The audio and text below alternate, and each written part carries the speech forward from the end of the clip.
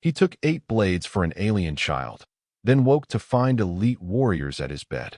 Before we dive into this story, drop a quick hi in the comments and tell me where you're watching from. It really helps support the channel. The blood pooled around Tyler Grant's boots as he stood, swaying but unmoving, between the trembling child and the 8 armed attackers.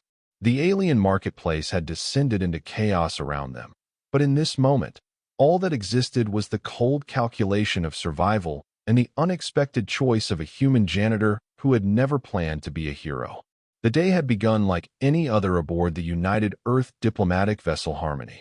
Tyler rolled out of his bunk at 0500 hours, just as he had every day for the past 3 years.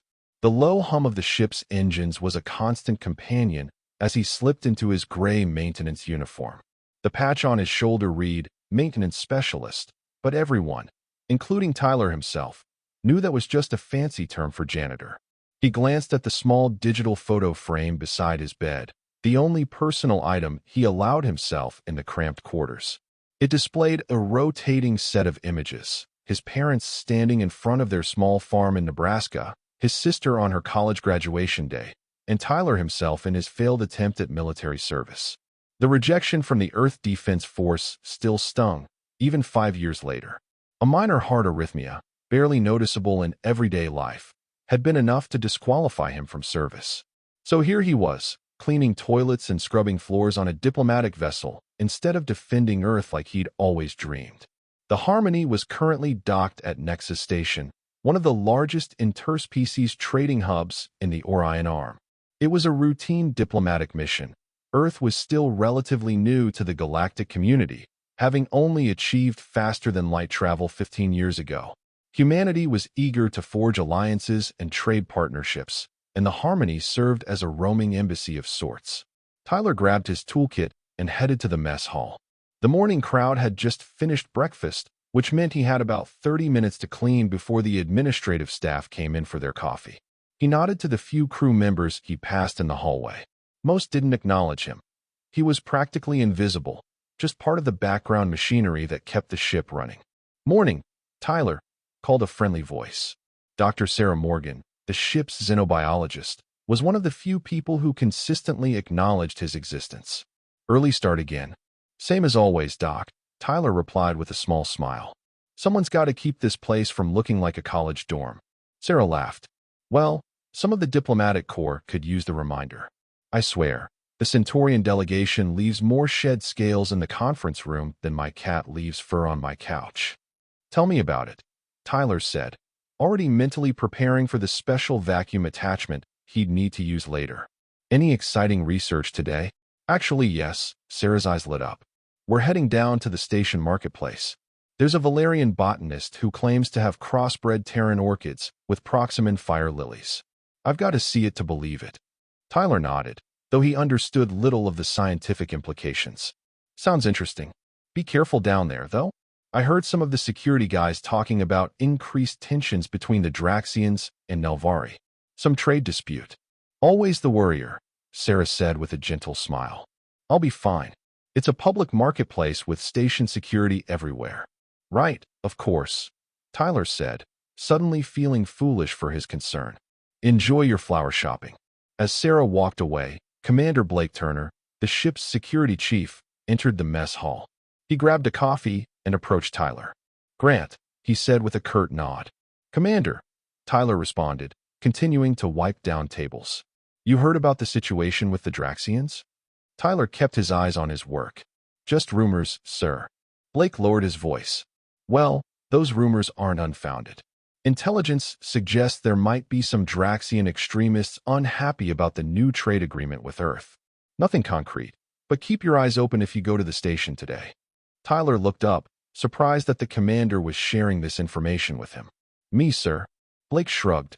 "You maintenance guys are everywhere, but noticed by no one. Perfect observers. Besides, you're ex-military, right?" Tyler felt his face flush. "Hardly, sir. Failed the medical exam. Still had the training, though," Blake said. "Just keep your eyes open. That's all I'm asking." With that, the commander walked away, leaving Tyler to wonder why he'd been singled out. He finished cleaning the mess hall and moved on to his other duties, but Blake's words kept playing in his mind. After completing his morning tasks, Tyler checked the schedule and saw he had a few hours free. He decided to head to the station, not because of Blake's request, but because he needed to pick up some specialized cleaning solvent for the Arcturian ambassador's quarters. At least, that's what he told himself. Nexus Station was a massive structure, home to over 50,000 permanent residents and visited by hundreds of thousands more each standard month. The central marketplace was its heart, a sprawling, multi-level bazaar where species from across the known galaxy came to trade goods, services, and information. Tyler stepped off the transport tube and into the controlled chaos of the marketplace. The air was thick with the mingled scents of exotic foods, perfumes, and the natural odors of dozens of different species. Voices in countless languages created a background hum punctuated by the occasional shout of a vendor hawking their wares. He weaved through the crowd, careful to avoid bumping into the more physically sensitive species. A group of tall, willowy Illuri moved past, their translucent skin shimmering under the market lights. Near a food stall, a pair of bulky Taraxian merchants haggled with a human trader over the price of rare earth spices. Tyler kept his head down, following the path to the maintenance supply shop where he could purchase the cleaning solvent. As he rounded a corner, he caught sight of Dr. Morgan examining what appeared to be glowing plants at a botanical stall. She was engrossed in conversation with a slender, lavender-skinned alien, presumably the Valerian botanist she'd mentioned. Tyler decided not to interrupt and continued on his way. The maintenance shop was tucked away in a less trafficked section of the marketplace. Tyler quickly found what he needed and completed his purchase. As he turned to leave, a commotion from the main thoroughfare caught his attention. Raised voices, angry ones, echoed through the corridor. His curiosity piqued. Tyler moved toward the sound. A small crowd had gathered around what appeared to be an argument between a Draxian merchant and a station security officer. The Draxian scales had darkened to a deep crimson, a sign of agitation in their species, and the security officer's hand hovered near his stunner. "This is the third time this week," the officer was saying. "You can't block the walkway with your merchandise." "Other vendors do the same," the Draxian hissed, multiple rows of teeth visible as he spoke. "You target me because I am Draxian. Since your humans signed their treaty, you all think you can push us around." The officer sighed, clearly tired of the conversation. "Just move your cart back to the designated area, Krez." The Draxian reluctantly complied, muttering what Tyler assumed were curses in his native language. The crowd began to disperse, but Tyler noticed a group of Draxians watching from a nearby alcove.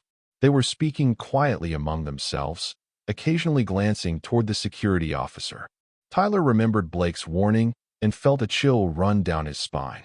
Maybe the commander's concerns weren't unfounded after all. He debated whether to report what he'd seen, but ultimately decided it was nothing concrete enough to warrant attention. Just some disgruntled merchants, most likely. He began making his way back toward the transport tube that would return him to the Harmony. As he passed a row of food stalls, a small figure darted out from between two vendors and collided with him. Tyler stumbled backward but quickly regained his balance. Looking down, he found himself face to face with a Nelvari child. The Nelvari were one of the newer species to join the galactic community, having made first contact just a few years before humans. They resembled Earth felines in some ways, covered in short, velvety fur with pointed ears and large, expressive eyes.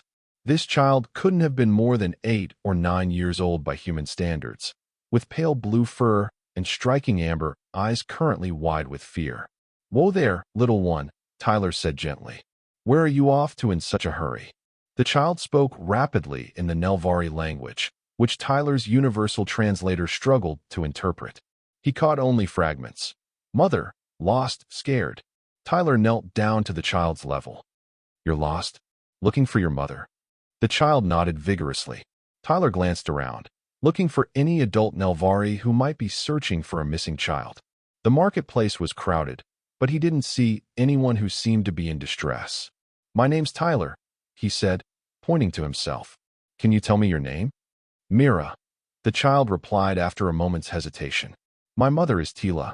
We were shopping, and then there were loud voices. People running. I got scared and ran too, but now I cannot find her." Tyler nodded sympathetically. Well, Mira, let's find your mom together, okay? She must be very worried about you. The child seemed to relax slightly at his calm demeanor. Tyler stood and offered his hand, which Mira took after only a brief hesitation. Her small paw-like hand felt warm in his. Where did you last see your mother? Tyler asked as they began walking. Mira pointed toward the central plaza of the marketplace. By the fountain. We were looking at jewelry. Tyler nodded and led the way. The central plaza was one of the busiest areas of the marketplace, with the fountain serving as a common meeting point for shoppers. As they approached, Tyler scanned the crowd for any sign of an adult Nelvari who might be Myra's mother. The plaza was more crowded than usual, and Tyler noticed an unusual number of station security officers patrolling the area. He kept a firm but gentle grip on Myra's hand, not wanting to lose her in the throng of shoppers. Do you see your mother anywhere? He asked. Mira stood on her tiptoes, her ears swiveling as she looked. No, she said, her voice trembling slightly. But that is where we were. She pointed to a jewelry stall near the fountain. They made their way to the stall, where a Terran vendor was displaying handcrafted pieces. The woman looked up as they approached. Excuse me, Tyler said. This child is looking for her mother. A Nelvari named Tila. They were at your stall earlier. Have you seen her? The vendor's expression softened as she looked at Mira. Yes, they were here about 30 minutes ago. The mother seemed concerned about something and left in a hurry. That way. She pointed toward one of the corridors leading off the plaza. She may have gone to the security office. There's been some commotion today. Tyler thanked her and led Mira in the direction the vendor had indicated. The corridor was less crowded than the plaza, lined with smaller shops selling specialty goods. About halfway down, a small gathering of people stood outside what appeared to be a security substation. As they approached, Tyler saw an adult Nelvari female speaking animatedly with a security officer. Mira, the Nelvari cried out upon seeing them. Oh, thank the ancestors. Mother. Mira released Tyler's hand and ran to her mother, who swept her up in a tight embrace. Tyler approached more slowly, relieved to have successfully reunited the pair. The mother looked up at him, her amber eyes, so like her daughter's, filled with gratitude. You found her, she said. Thank you, human. I was so worried. There have been threats, and when I couldn't find her. It was no trouble, Tyler assured her. I'm just glad she's safe. The security officer, a stocky Centaurian, nodded at Tyler. Good timing. We've had reports of Draxian troublemakers in the market today. Not a good day for a child to be wandering alone. Tyler frowned. Troublemakers? Like the merchant who was arguing about his cart placement. The officer clicked his mandibles, a Centaurian expression of dismissal. Krez? He's always complaining. I'm talking about the extremist faction. They've been spreading anti-alliance propaganda, specifically targeting humans and their close allies, like the Nelvari. The Nelvari mother, Tila, clutched her daughter closer. My mate works in the diplomatic corps. He helped negotiate the Earth Nelvari medical exchange program. We've received messages. Threats. Tyler's concern deepened. This aligned too well with what Commander Blake had mentioned. Maybe you should return to your ship or residence, he suggested. If there's genuine concern for your safety. His words were cut short by a sudden commotion from the direction of the central plaza. Shouts echoed down the corridor, followed by the unmistakable sound of energy weapons discharging. The security officer immediately reached for his communicator. Central, this is Outpost 3. What's happening in the plaza? The response came through clearly enough for Tyler to hear. Draxian extremists. At least 8 of them, armed with blade weapons. They're targeting Alliance species. All available personnel respond.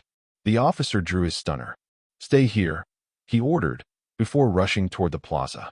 Tila looked terrified, her fur standing on end. We need to get somewhere safe, she said. Tyler nodded in agreement. The security office, inside. It should be secure. They turned toward the station door, but before they could reach it, a group of marketplace patrons came rushing down the corridor, fleeing from the direction of the plaza. In the confusion, Tyler was separated from Tila and Mira. When the crowd thinned, he spotted them several meters away, pressed against the corridor wall. And approaching them from the plaza entrance were 3 Draxians, their scales a deep crimson, each brandishing what looked like ceremonial blades. Their eyes were fixed on the Nelvari pair. Tyler didn't think, he moved. Years of training kicked in, despite never having served in actual combat. He positioned himself between the Draxians and the Nelvari. "Get inside," he called to Tila. "Now." The Nelvari grabbed her daughter and made for the security office door, but it was locked. The officer had left in such a hurry that he hadn't given them access. The Draxians slowed their approach, seemingly surprised by Tyler's intervention. The leader, a large male with a scarred crest, hissed at him. "Stand aside, human. Our quarrel is not with you." "It is now," Tyler replied, widening his stance. He was unarmed, facing 3 opponents with blades. The odds weren't good. "The female's mate is a traitor to galactic independence," the Draxians said. "He and his family must answer for their crimes against sovereign species."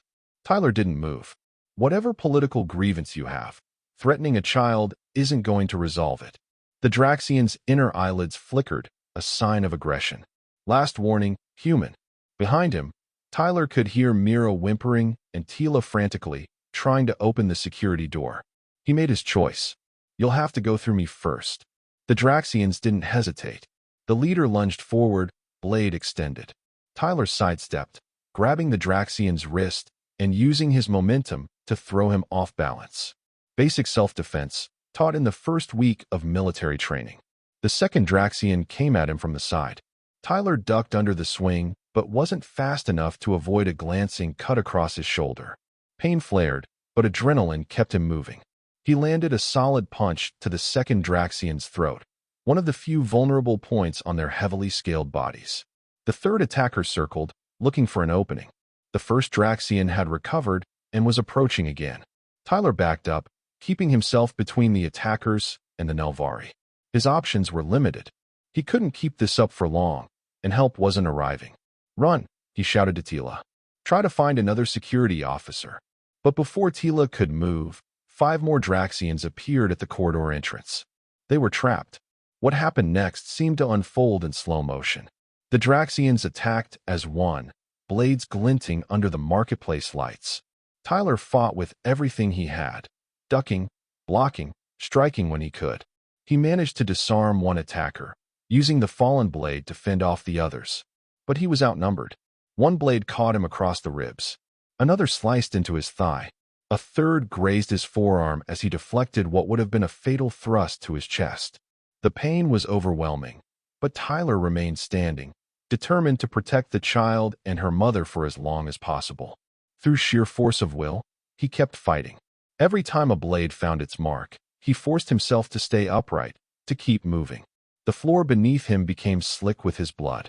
His vision began to narrow, darkness creeping in at the edges. In the distance, he heard shouting, reinforcements finally arriving.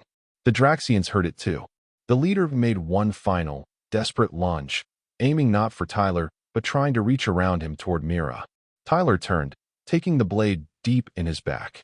As he fell to his knees, he saw station security officers flooding the corridor. The Draxians were retreating, pursued by the officers. Tyler collapsed fully to the floor, his strength finally giving out. The last thing he heard was Myra's voice, high and frightened, calling his name. Then darkness claimed him. Tyler wasn't sure if he was dead.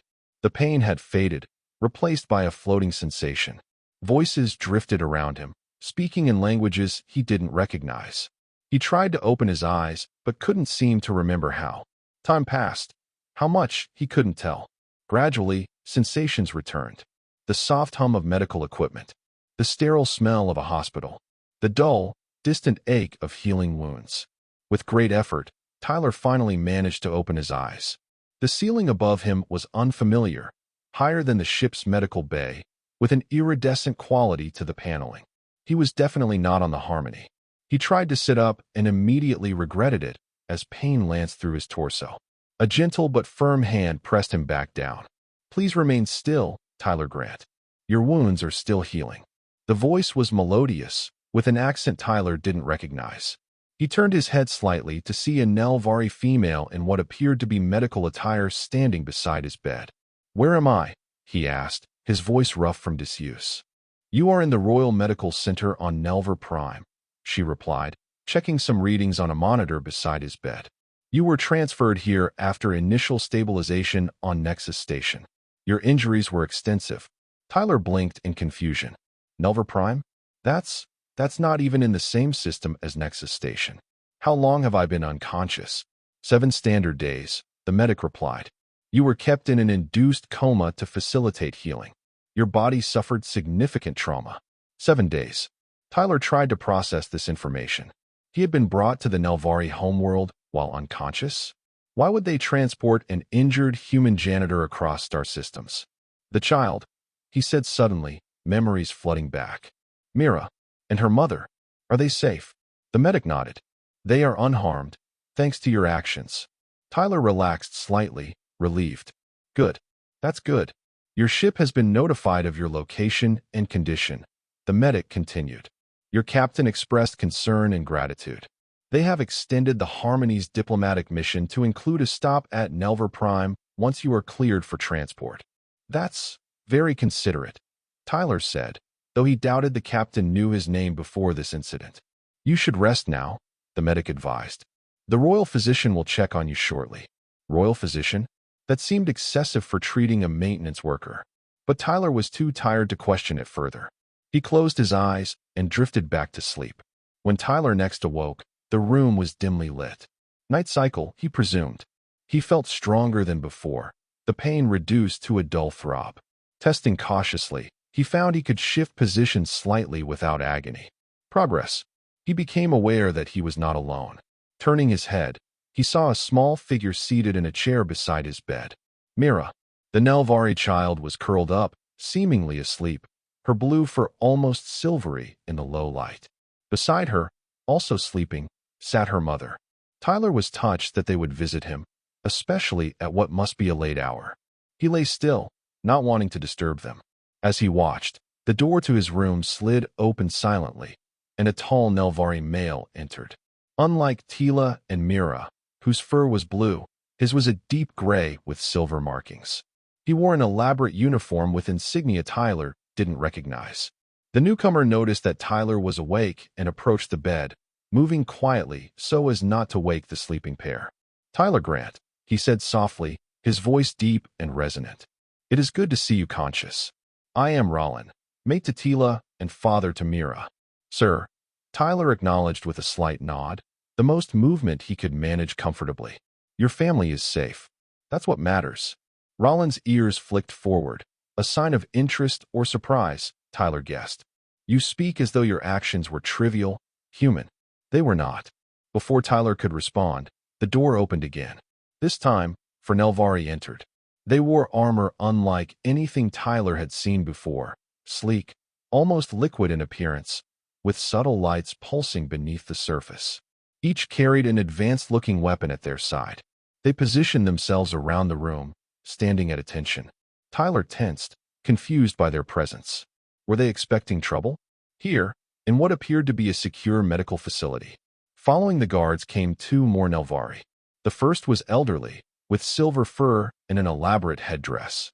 The second was middle-aged, wearing what could only be described as royal regalia. Rollin immediately dropped to one knee, head bowed.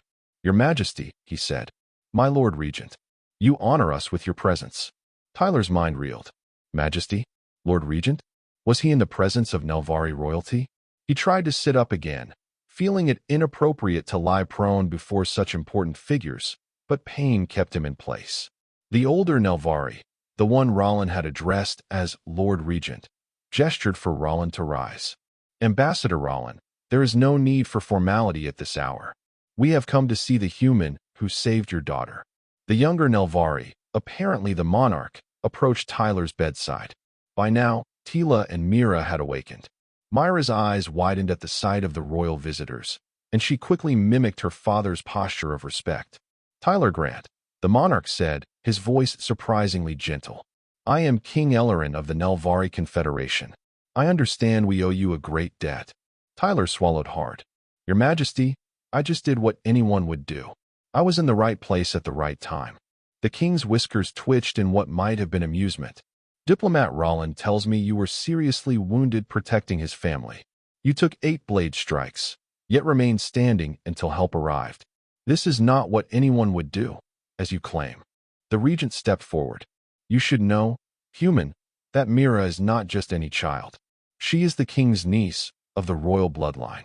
Ambassador Rollin is the king's brother. Tyler felt suddenly lightheaded, and not just from his injuries. He had intervened to protect a child, any child. The fact that she was apparently Nelvari royalty hadn't entered into his calculation.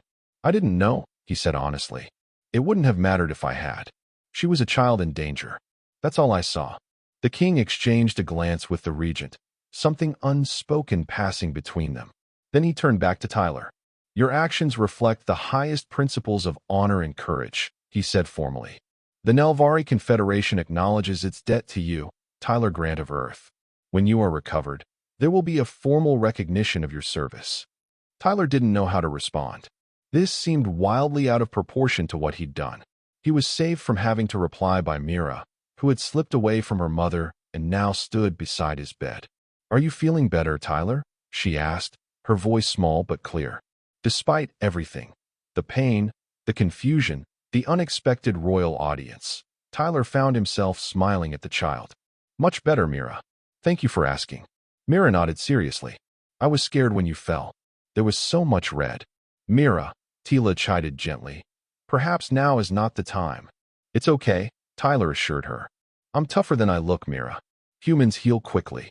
The king watched this exchange with interest. Indeed, your species' resilience is remarkable. Our physicians were impressed by your body's response to treatment. The regent cleared his throat.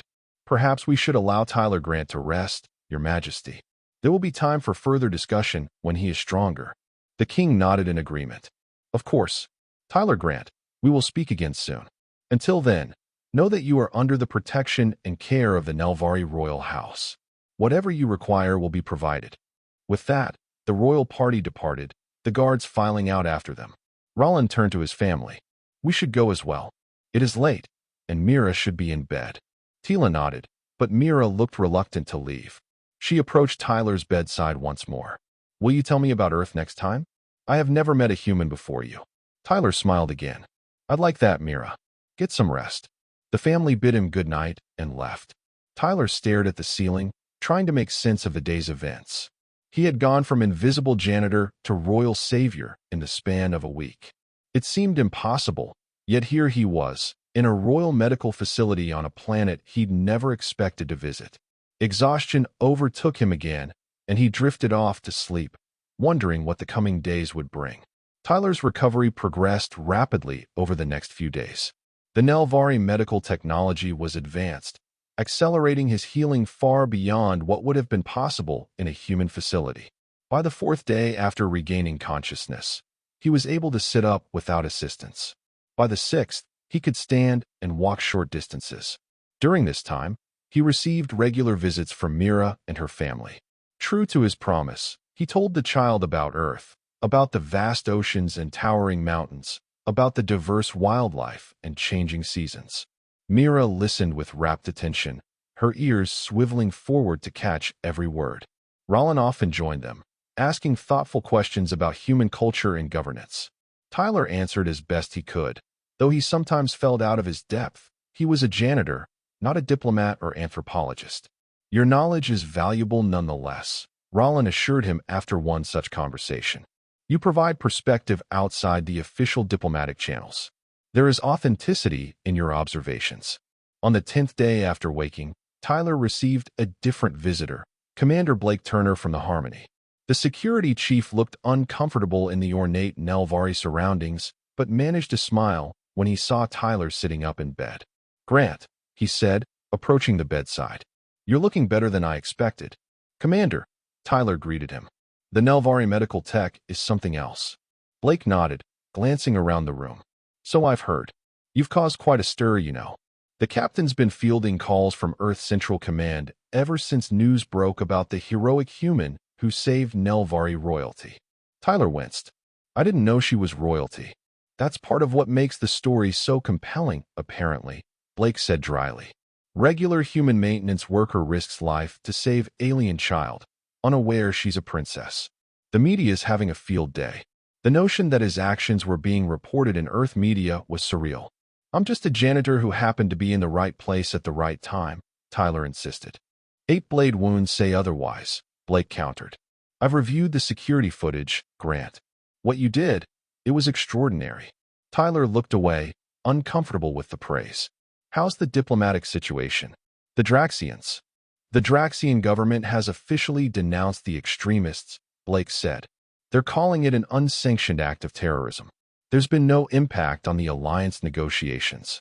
Good, Tyler said, genuinely relieved. And the attackers? In custody. They'll face trial under interspecies law. Your testimony may be required, but that can wait until you're fully recovered. They talked for a while longer, Blake updating him on ship news and delivering messages from crew members. Dr. Sarah Morgan had apparently been organizing a welcome-back party. Even the captain had recorded a personal message, which Blake played on his tablet. As Blake prepared to leave, he hesitated. There's something else you should know, Grant. Earth Central has been in communication with Nelvari High Command. There's talk of a formal diplomatic position. For you. Tyler stared at him. Me? A diplomat? I clean toilets, Commander. Blake shrugged. You also single-handedly saved a major interspecies alliance by protecting the niece of the Nelvari king.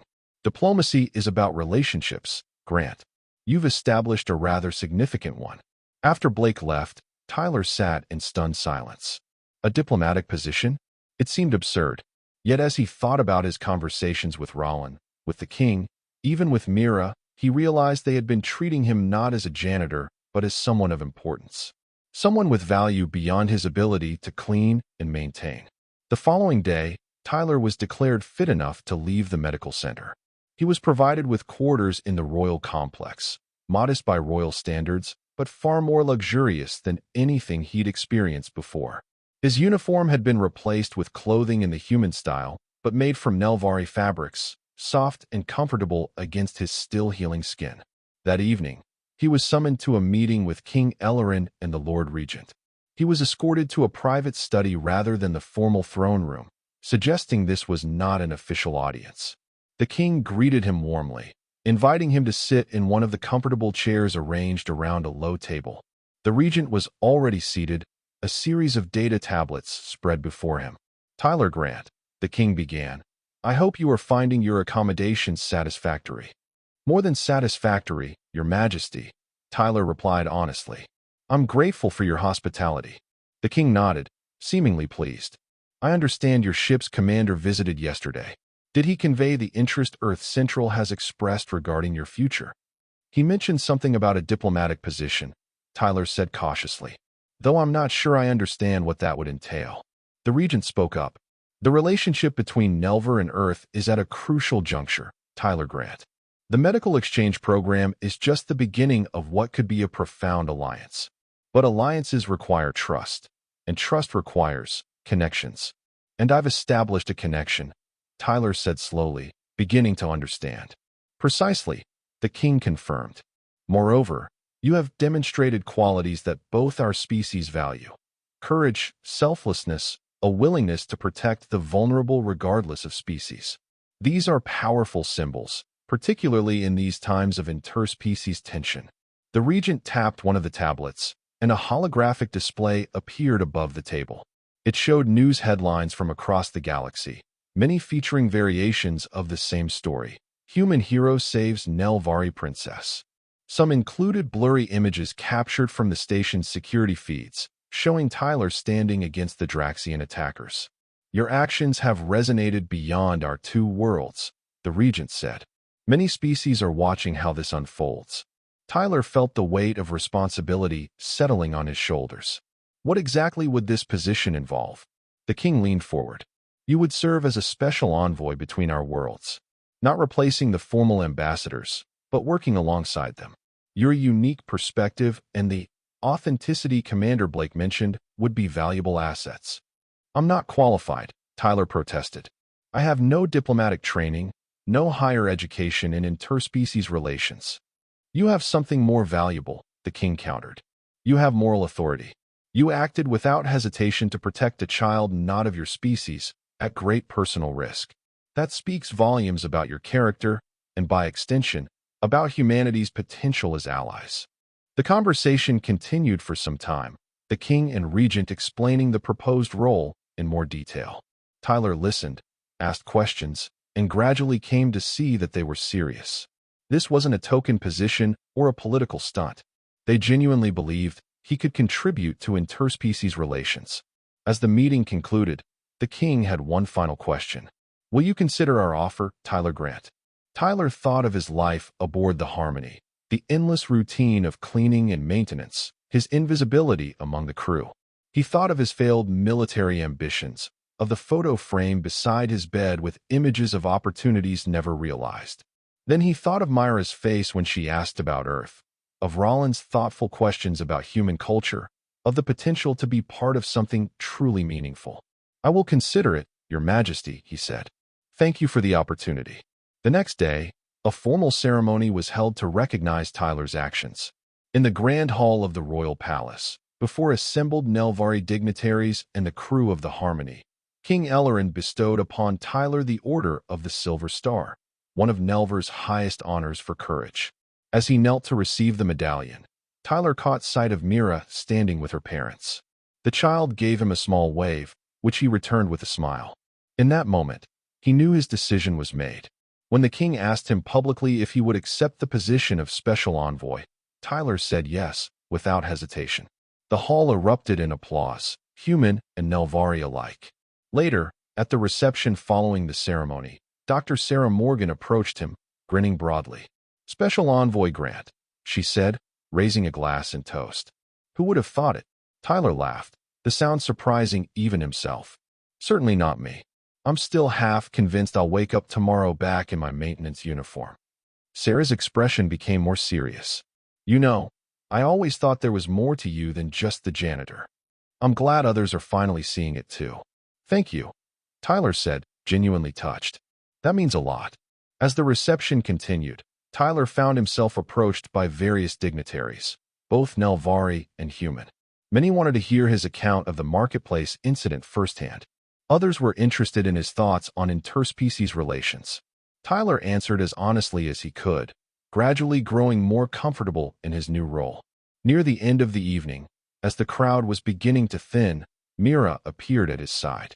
She was dressed formally for the occasion, looking every bit the princess she apparently was. Tyler, she said, will you be staying on Nelvar now? He nodded. For a while, at least. I'll be working with your father and other diplomats. Myra's ears perked up. Good. I still have many questions about Earth. And I can show you Nelvar. There are beautiful forests near the palace, with creatures you have never seen. I'd like that, Tyler said with a smile. And perhaps, Mira added, her voice taking on a more serious tone, you could teach me to be brave, like you. Tyler knelt down to her level, mindful of his still healing wounds. Mira, you already are brave. You stayed calm during a frightening situation. That's real courage. The child considered this. But I ran and hid. You stood and fought. Different situations call for different kinds of bravery, Tyler explained. Sometimes the brave thing is to run and find help. Sometimes it's to stand your ground. The important thing is to do what's right, even when it's scary. Mira nodded solemnly. I think I understand. Then, unexpectedly, she wrapped her arms around him in a hug. Thank you for saving me, Tyler. Tyler returned the embrace gently. You're welcome, Mira. As he watched the child return to her parents, Tyler reflected on the strange path his life had taken. From rejected military applicant to invisible janitor to diplomatic envoy, none of it was what he had planned. Yet somehow it felt right. The following weeks were a whirlwind of activity. Tyler divided his time between diplomatic meetings, cultural orientation sessions, and recovery therapy for his injuries. He moved into permanent quarters in the diplomatic wing of the royal complex and began learning the basics of the Nelvari language. His universal translator was useful, but direct communication was always preferable in diplomatic settings. True to her word, Mira became his unofficial guide to Nelvari culture, showing him around the palace grounds and teaching him about local customs. In return, he told her stories about Earth and answered her endless questions about human society. One evening, about a month after the ceremony, Tyler received an unexpected communication from Earth Central Command. It was a personal message from the Secretary General of the United Earth Government, commending his actions and officially confirming his appointment as special envoy to the Nelvari Confederation. Attached to the message was a file containing information about his family. His parents had been interviewed by Earth media about their son's heroics and had expressed their pride in his actions. His sister had apparently been inundated with messages from old classmates who remembered Tyler's brother from school. The final attachment was what moved Tyler the most. A formal letter rescinding his rejection from the Earth Defense Force, acknowledging that his actions had demonstrated the qualities they sought in their personnel. It was largely symbolic at this point. His new role made military service impossible, but the acknowledgement meant more to Tyler than he could express. That night, he stood on the balcony of his quarters, looking up at the unfamiliar stars of the Nelvari sky. Somewhere among them was Earth, and the life he had left behind. He didn't regret his choice. His new role gave him purpose in a way that cleaning the Harmony never had. But there was a certain bittersweetness to the realization that his path had changed so completely because of a chance encounter in a marketplace. A soft knock at his door interrupted his thoughts. Opening it, he found Rollins standing in the corridor. "Ambassador," Tyler greeted him. "Is everything all right?" "All is well," Rollins assured him. "I merely wish to speak with you before tomorrow's council meeting." Tyler invited him in, and they settled in the sitting area of his quarters. Rollins declined refreshment, getting straight to the point of his visit. "The council will be discussing the expansion of the medical exchange program tomorrow," he said. "There are some who have concerns about moving too quickly." Tyler nodded. This wasn't surprising. Conservative elements existed in every government. They worry about cultural contamination, he guessed. Among other things, Rollins confirmed. There is a faction that believes we should maintain our traditional isolation, despite the benefits alliance might bring. They see what happened to Mira as evidence that engagement with other species brings danger. The actions of a few extremists shouldn't define interspecies relations, Tyler said. "I agree," Rollins said. "And your presence helps make that case. The fact that a human risked his life for a Nelvari child counters their narrative rather effectively." Tyler shifted uncomfortably. "I don't want to be used as a political symbol." Rollins' ears flicked, an expression of understanding. "Nor would I ask that of you. I merely suggest that your authentic perspective, your story, has power. The council would benefit from hearing it directly from you." After considering this, Tyler nodded. "I'll speak if called upon. Honestly, as always." "That is all I ask," Rollins said, rising to leave. He paused at the door. "Tyler, I have not yet properly thanked you for what you did. Not as an ambassador or as the king's brother, but as a father. You saved my daughter's life, and for that, my family will be eternally grateful." The depth of emotion in Rollins' voice touched Tyler. "She's a remarkable child," he said simply. "I'm glad I was there." After Rollins left, Tyler returned to the balcony. His thoughts turned to the council meeting tomorrow and what he might say. He wasn't a polished diplomat or a skilled orator, but perhaps that didn't matter. Perhaps what the council needed to hear wasn't carefully crafted rhetoric, but simple truth, that when faced with a child in danger, species had been irrelevant. Only the need to protect had mattered. In that moment of clarity, Tyler understood why he had been chosen for this role. Not despite his lack of diplomatic experience, but because of it. His actions had been uncolored by political calculation or diplomatic protocol. They had been purely human, and in being so, had revealed the potential for genuine connection across species boundaries. The council meeting the next day was held in a grand chamber within the royal palace. Tyler, dressed in his formal envoy attire, sat beside the Earth ambassador, a career diplomat named Elena Vasquez who had arrived on Nelvar Prime a week after the incident. She had been supportive of Tyler's unusual appointment, recognizing the unique connection he had established with the royal family. As Rollins had predicted, the discussion became heated when the medical exchange program expansion came up for debate. A Nelvari counselor named Marith led the opposition, his dark orange fur bristling as he spoke. "We rush headlong into deeper alliance when we have barely begun to understand these humans," he argued. "The incident in the marketplace demonstrates the dangers of too much engagement with the wider galaxy." The child of the royal family was endangered. King Ellerin, presiding over the council from his elevated seat, glanced at Tyler. "Special Envoy Grant, would you care to address the council on this matter?"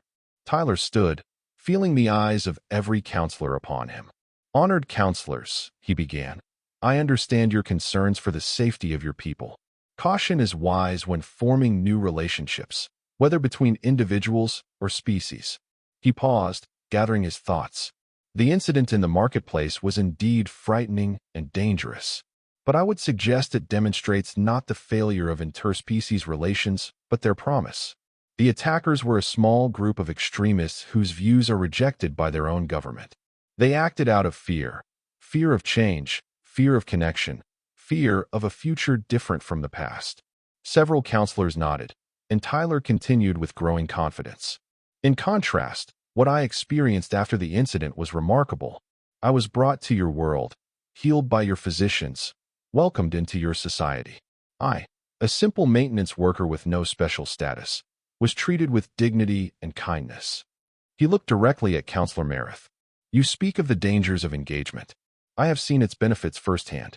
The medical exchange program alone has the potential to save countless lives on both our worlds. Would you deny your people those benefits out of fear?" Merith's face settled slightly. "It is not merely fear, human. It is concern for the preservation of our ways, our values." "With respect, Counselor," Tyler responded, "cultures aren't preserved by isolation but by confidence in their strength and adaptability. The Nelvari I have met are proud of their heritage while being curious about others. That balance seems worthy of preservation." The debate continued for some time, with other counselors joining in. Tyler spoke when addressed, but otherwise listened carefully. By the session's end, a compromise had been reached. The medical exchange would expand, but with additional safeguards and cultural orientation programs for all participants. As the council dispersed, Ambassador Vasquez approached Tyler. "Nice work in there," she said quietly. "You have a natural diplomatic instinct, Grant." Tyler smiled ruefully. "Or I just speak my mind without the filter of years of diplomatic training." "Sometimes that's exactly what's needed," she replied. "Authenticity can be more persuasive than polish." In the months that followed, Tyler settled into his role as special envoy. He worked closely with both the Earth diplomatic team and the Nelvari royal court, helping to bridge cultural gaps and facilitate understanding. His unique position, neither a traditional diplomat nor a Nelvari expert, but someone with a personal connection to both worlds, proved valuable in numerous negotiations. The medical exchange program flourished, with Nelvari physicians traveling to Earth and human medical researchers coming to Nelvar Prime. The first major breakthrough came 6 months after Tyler's appointment. A collaborative team developed a treatment for a degenerative nerve condition that affected both species. The success was celebrated on both worlds, with Tyler featured prominently in the announcements. On a personal level, his relationship with Mira and her family deepened. He became something of an honorary uncle to the child, teaching her about human customs while learning from her about Nelvari traditions. When Mira enrolled in the Royal Academy, she proudly told her classmates that her favorite subject was Earth Studies, a curriculum that Tyler occasionally contributed to. A year after the marketplace incident, Tyler returned to Earth for the first time, accompanying King Ellerin on a state visit. The reception was grander than he could have imagined, crowds lining the streets of New Geneva, news coverage across the planet, his parents invited as honored guests to the formal state dinner. His mother cried when she saw him, running her hands over his face as if to confirm he was really there. "My boy," she kept saying. "My brave boy." His father, more reserved but equally emotional, simply embraced him tightly. "Proud of you, son," he whispered. "Always knew you were meant for something special." The visit was a diplomatic triumph, resulting in expanded cooperation between Earth and Nelvar across multiple domains. Trade agreements were signed, cultural exchange programs established, and a joint space exploration initiative announced. Throughout it all, Tyler maintained the same straightforward approach that had characterized his initial council appearance. He spoke honestly about both the challenges and opportunities of interspecies relations, drawing on his unique perspective as someone who had crossed cultural boundaries in the most dramatic way possible. On the final night of the Earth visit, a private dinner was held for the diplomatic teams. After the meal, King Ellerin called for attention and raised his glass. "To Tyler Grant," he said, "who began as one world's maintenance worker and became another world's hero. who showed us all that courage and compassion transcend species. Tyler accepted the toast with a mix of embarrassment and pride. Later, as the gathering broke into smaller conversations, he found himself standing with Ambassador Vasquez and Rollin near a large window overlooking the Earth Nelver Memorial Garden, a new addition to the diplomatic complex featuring plants from both worlds. "Did you ever imagine this is where you'd end up?" Vasquez asked. "When you were cleaning floors on the Harmony?" Tyler shook his head. "Never. I thought I'd missed my chance to make a difference when I failed the military medical exam." Rollin made a soft sound, the Nelvari equivalent of a thoughtful hum. "Perhaps the universe had a different path in mind for you, one that required you to be precisely where you were that day in the marketplace." "I don't know about that," Tyler said, "but I'm grateful for how things turned out. Even the 8 blade wounds." He smiled ruefully, touching his side where the deepest scar remained. "The Nelvari have a saying," Rollin offered. "The straightest path is rarely the most meaningful." Your journey has certainly proven that true. As they continued talking, Tyler noticed Mira across the room, engaged in animated conversation with his sister. The two had hit it off immediately, bonding over their shared experience of having brothers suddenly thrust into the spotlight. Watching them, Tyler felt a sense of profound satisfaction. This was what it was all about, not grand diplomatic gestures or formal agreements, but real connections between individuals across the divide of species. Later that night, as he prepared for bed in his guest quarters, Tyler found himself thinking about the maintenance worker he had been, the invisible man who cleaned floors and fixed plumbing, the rejected applicant who had believed his chance to matter had passed him by. If he could speak to that Tyler now, what would he say? Perhaps simply this: that purpose often finds us in unexpected moments. That the measure of a life isn't in titles or recognition, but in the choices made when it matters most. And that sometimes, standing between danger and the vulnerable is exactly where you're meant to be, even if you don't know it until you're bleeding from 8 blade wounds on a station floor far from home. 2 years to the day after the marketplace incident, a statue was unveiled in the central plaza of Nexus Station. It depicted a human figure standing protectively before a Nelvari child, facing unseen danger with determination. The plaque read simply, "For Tyler Grant of Earth, who showed us that courage knows no species." Tyler, standing beside Mira at the unveiling ceremony, leaned down to whisper in her ear. "A bit dramatic, don't you think?" Mira, now 2 years older and significantly taller, though still recognizably the child he had protected, smiled up at him. "Not at all," she replied with the certainty of youth. "You're a hero, Tyler. Heroes get statues." Tyler shook his head, but he was smiling too. "I'm just a guy who did what needed doing. Nothing special about that." "That," said Mira with surprising wisdom, "is exactly what makes it special." As applause filled the plaza, Tyler gazed at the statue, not with pride, but with humility. It wasn't really about him, he knew. It was about the possibility the moment had represented. The proof that when it mattered, differences of species, of culture, of biology could fade away. That protection of the innocent could transcend all boundaries. That, he thought, was a legacy worth having. Not bad for a janitor who had once believed he had nothing significant to offer the universe. The ceremony concluded with speeches from dignitaries of multiple species, each emphasizing the incident as a turning point in interspecies relations. The Draxian ambassador spoke last, formally reiterating his government's commitment to peaceful cooperation and explicitly rejecting the extremism that had led to the attack. Afterward, as the crowd dispersed, Tyler found himself approached by a young human in a maintenance uniform. The name badge read, Ryan Mitchell. "Sir," the young man said nervously, "I just wanted to say, well, you're an inspiration to all of us maintenance workers." Tyler smiled warmly. "Thank you, Ryan.